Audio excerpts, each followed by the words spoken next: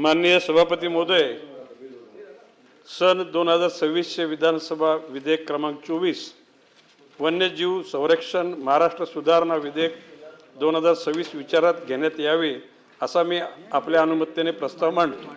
नाही मांडतो म्हणा, मी आपल्या अनुमतीने मांडतो विधेयक। पहिलं वाक्य पहिलं। अध्यक्ष महोदय, या बिलाच्या अनुषंगाने विधेयक मांडण्यात आले, बोला। आपल्या अनुमतीने सभागृहाची आणि संपूर्ण महाराष्ट्रातल्या जनतेकरता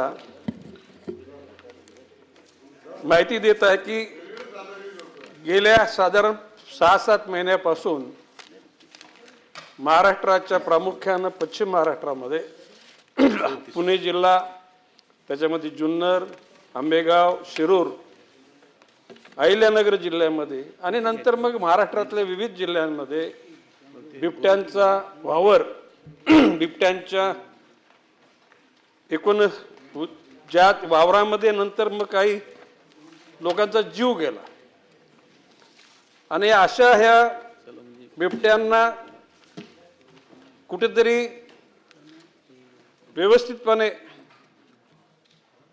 त्यांना हाताळणी करावी याकरता कलम 12च्या अनुषंगानं म्हणजे शिक्षणाकरता, वैज्ञानिक संशोधनाकरता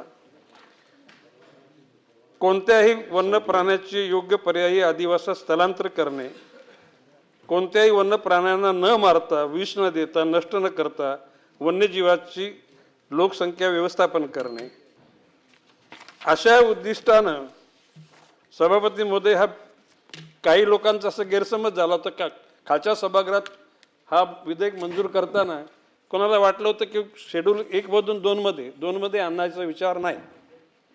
केवळ सेक्शन 12च्या ज्यामध्ये विशिष्ट उद्दिष्टाकरता, परवानगी करता केंद्र शासनाकडे वारंवार न जाण्याकरता हा अधिकार राज्य सरकारला घेण्याचाच फक्त हा बिल आहे।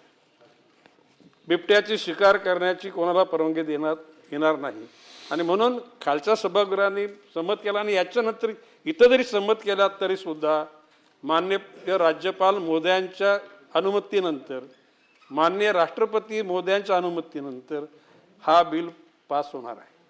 तर माझी आपल्या मार्फत सभागृहाला विनंती आहे की आपण हे विधेयक मंजूर करावे।